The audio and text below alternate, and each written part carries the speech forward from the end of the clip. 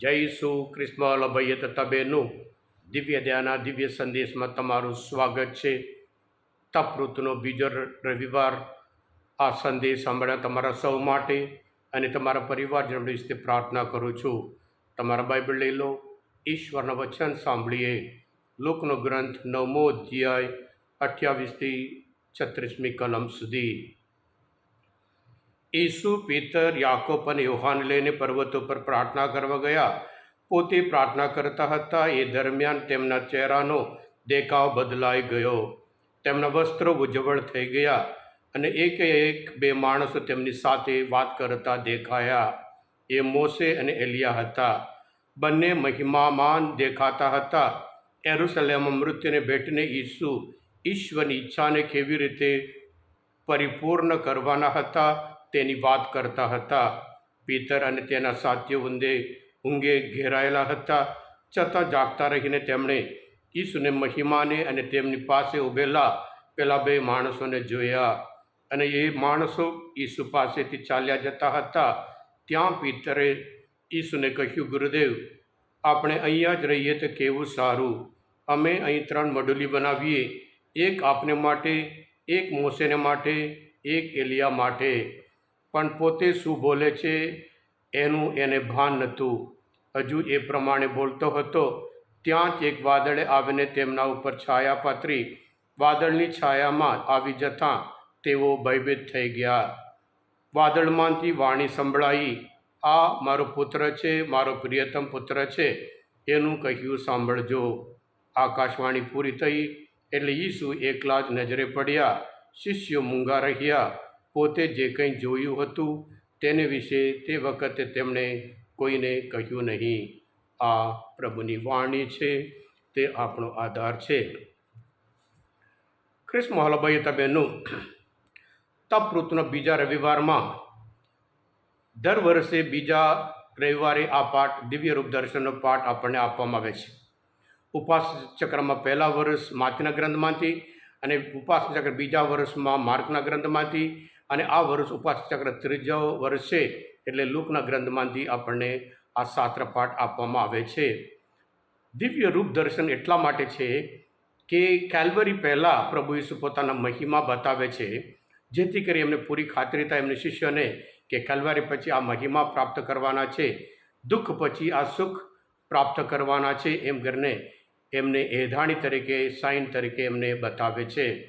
અને આપણે બધા ખ્રિસ્તીઓ તરીકે આપણા જીવનમાં જે ક્રોસ આવે અને જે તકલીફ આવે, મુશ્કેલી આવે ત્યારે સહન કરીને આગળ વધીએ અને આપણે પણ પ્રભુના નામમાં એ જ મહિમા આપણે પ્રાપ્ત કરવાના છીએ. ખ્રિસ્તમાં ભાઈ બહેનો, પીતર પોતે એમના બીજા પત્રમાં પહેલા અધ્યાયમાં 16મી કલમમાં કહે છે,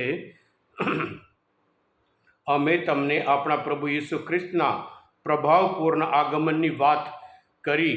તે કોઈ ચતુરાઈથી ઉપજાવી કાઢેલી કપોળ કલ્પિત વાર્તાને આધારે નહોતી કરી.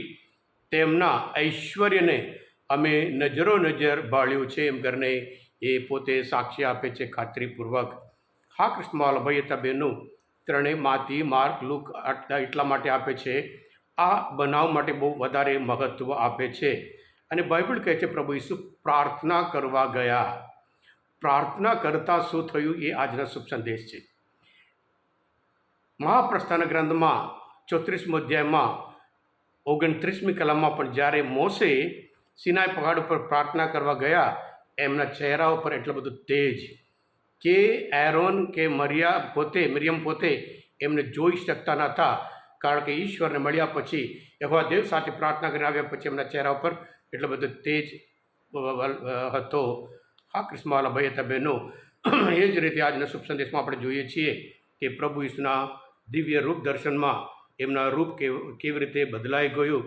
અને ખાસ કરીને આ બનાવ એટલા માટે આપવામાં આવે છે કે જેવી રીતે પ્રભુ ઈસુ ઘણી જગ્યાએ પણ જોવા મળે છે.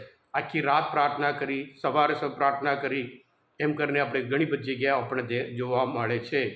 ખ્રિસ્તમાં ભાઈ તબેનું, આ એટલા માટે કહેવામાં આવે છે શિષ્યોના જીવનમાં પ્રભુ ઈસુના પુનરુત્થાન પછી, સ્વર્ગારોહણ પછી ઘણી મુશ્કેલી આવવાની છે, ઘણી તકલીફ આવવાની છે, ઘણું સંકટ આવવાનું છે અને પછી સત્તામણી થવાની છે.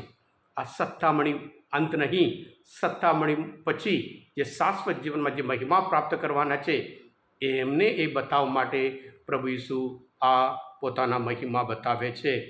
હા કૃષ્ણવાલા ભાઈ બહેનો, પણ પ્રભુ ઈસુ કેમ પીતર, યાકોબ અને યોહાને કેમ લઈ ગયા?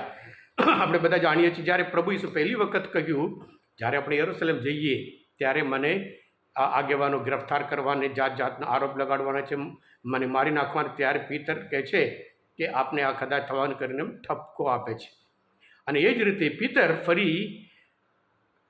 પ્રભુ ઈસુને કહે છે, અમે તો સર્વસ્વનું છોડીને આવ્યા, અમને શું મળવાનું? એમ કરીને પ્રભુ ઈસુને પ્રશ્ન પૂછે છે.